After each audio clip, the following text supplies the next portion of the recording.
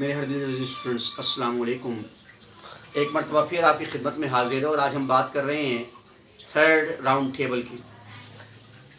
دیکھیے جب پہلی راؤنڈ ٹیبل ہوئی اس کے اندر گاندھی نے شرکت نہ کی اور اس نے اس راؤنڈ ٹیبل کو ناکام کروایا.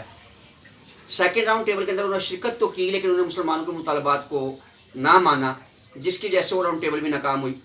اب تیسری راؤنڈ ٹیبل جو تھی وہ 1932 کے اندر ہوئی. اس سے پہلے جو وزیر اعظم سر میک ڈونلڈ انہوں نے جو ہے ایوارڈس کا اعلان کر دیا.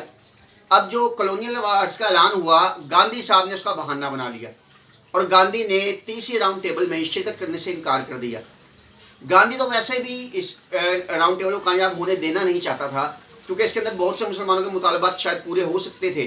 تو اس نے اس کو ناکام کرنے کے لیے پھر اس ایوارڈس کا جو ہے وہ بہانہ بنایا اور اس نے کہا جی ہم اس میں شامل نہیں ہوں گے کیونکہ یہ جو ہے یہ غلط ہیں جی ہم ایوارڈس کو نہیں مانتے.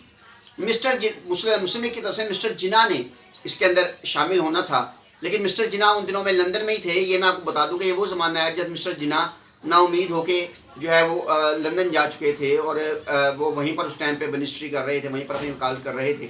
تو یہ وہ زمانہ ہے. مسلم لیگ کی طرف سے مسٹر جناح نے شامل ہونا تھا لیکن وہ بھی شامل نہ ہوئے اور کیونکہ وہ اس ٹائم پہ وہ لندن کے اندر ہی وکالت کر رہے تھے. تو اور ویسے بھی وہ گاندھی سے بہت زیادہ نا امید ہو چکے تھے. وہ گاندھی سے ان کو کوئی امید نہیں تھی کہ یہ کسی قسم کا حل نکالے گا.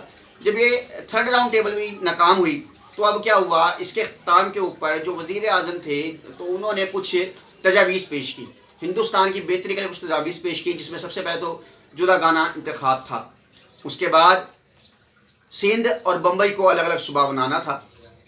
اس کے بعد اس میں یہ بات بھی شامل کی گئی تھی کہ سرحد جو آج خیبر پختونخوا کے نام سے جانا جاتا ہے اس کو بھی ایک مکمل صوبہ بنا دیا جائے. لہٰذا اس کے اندر تجاویز تھیں وہ کسی حد تک مسلمانوں کی تجاویز تھیں. اور دوسری بات یہ تھی کہ پنجاب اور بنگال جہاں پر مسلمانوں کی جو آبادی ہے وہ ذرا زیادہ تھی تو اس آبادی کے حساب سے کم نشستیں جو تھیں ان کی بات کی گئی. تو لہٰذا ہمیں یہ دیکھنا تھا کہ یہ ناکامی کی وجہ کیا بنی. ناکامی کی گول میز کانفرنس کی سب سے بڑی ناکامی کی وجہ گاندھی کی ہٹ دھرمی تھی. گاندھی صاحب کا ہندوتوا کا وہ نظریہ تھا جو وہ ہندوؤں کے بارے میں سوچا کرتے تھے. وہ اگر چاہتے تو اس ٹائم پر ہندوستان کے اندر ایک امن قائم ہو سکتا تھا لیکن مسٹر گاندھی نے وہ جو امن تھا اس کو پاش کر دیا اس طریقے سے کہ انہوں نے مسلمانوں کے مطالبات نہ مانے.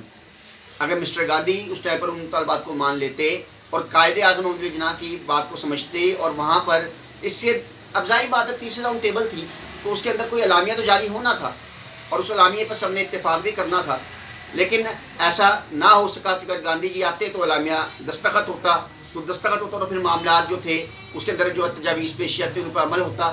اور یہ اگر میں نے ٹھیک ہے جو تجاویز میں نے ابھی بتائی ہیں آپ کو جو برطانیہ کے اس ٹائم کے وزیر اعظم نے دی تھی وہ 1935 کے ایکٹ کے اندر شامل کی گئی. ٹھیک ہے, تو آج کے لیے بس اتنا ہی. انشاءاللہ نیکسٹ جو ٹاپک ہے اس میں آپ سے ملاقات ہوگی. So thank you very much.